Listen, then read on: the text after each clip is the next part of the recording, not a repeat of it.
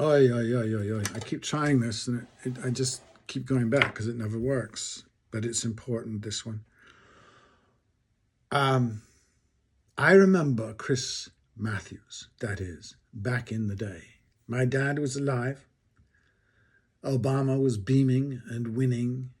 I remember his cadences, Obama's, more than his words, but that is not a criticism. I'm a poetry child. The words I heard were meh. Yes, we can. But he was lit up with that extraordinary smile.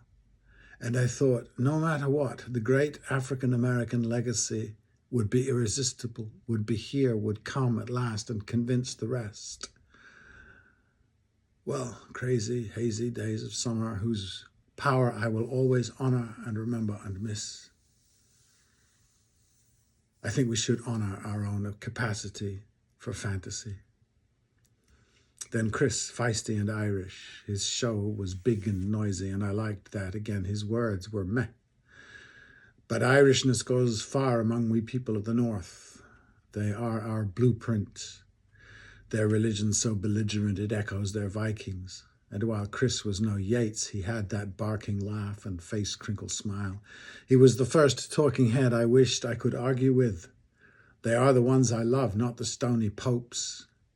Because we might lose our composure, he first, so human, so un-English. Then there was his fall, no surprise, totally consistent with one who wore his flaws so blatantly, unlike now. His leaving was the end of one era and the beginning of the other. The wall of unself-critical smug has landed, Houston. Matthews took the rest with him, the personal and red-faced. He took the shock. I saw it one day. He almost wept.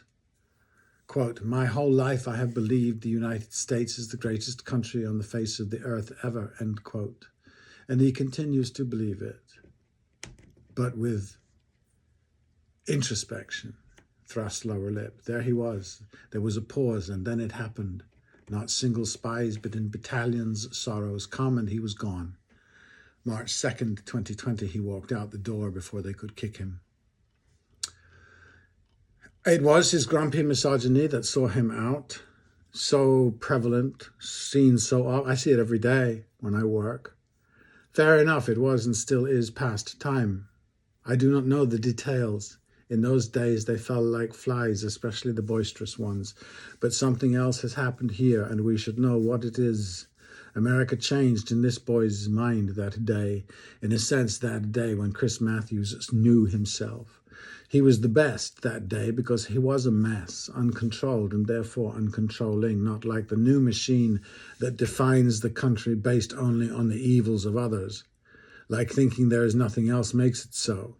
So America becomes nothing, just like anything, just not anything else.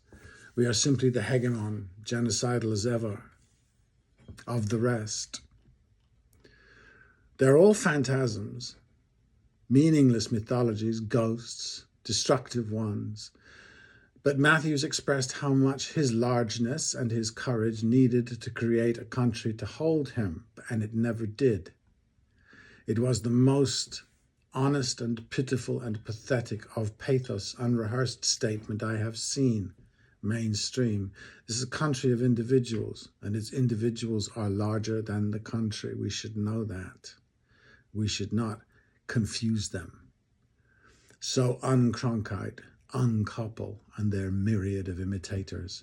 He was so, wait for it, Russian. There is maybe a reason writers like to translate their Chekhovs into Irish.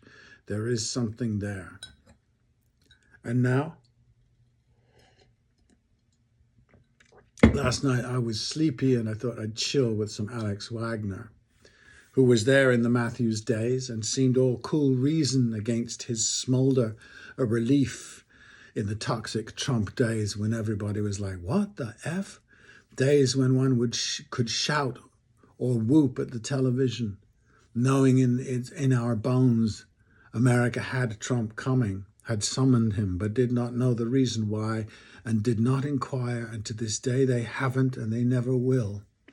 That they created him is more than the fiction on which their self-esteem is based can handle. It was the last straw in my Kamala stakes, the insistent exceptionalism. unseparated from her ego that remains the adolescence of America, who will indeed never grow old.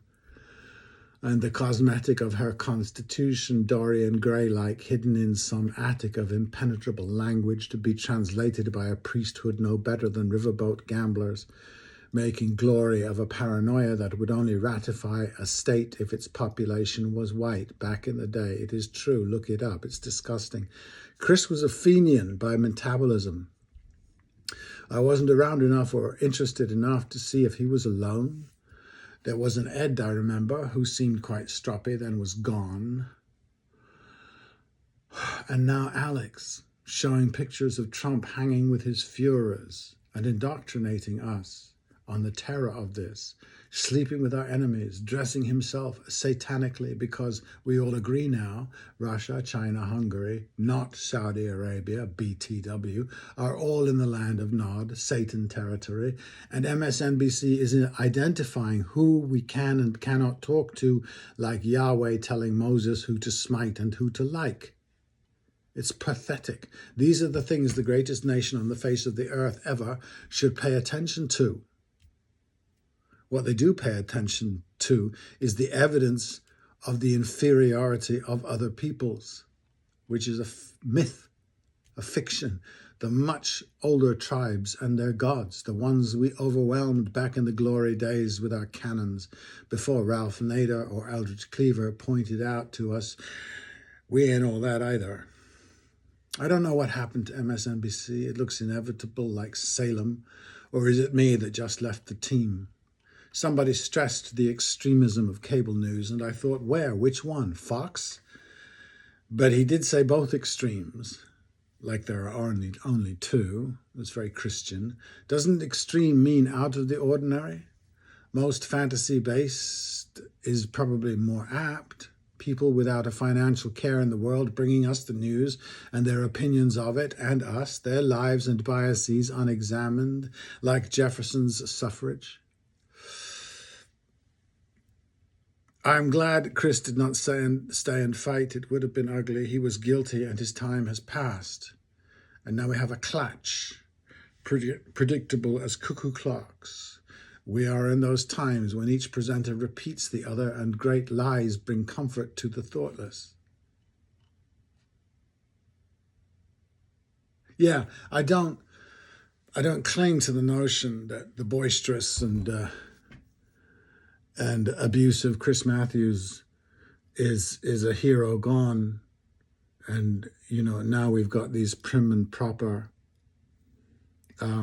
Puritans now basically being the cohort in the newsroom, mostly because I think they are equal monsters. They're just well dressed, not a hair out of place. And they don't look like us. They don't reflect us. They are Puritans who are to be avoided like the plague.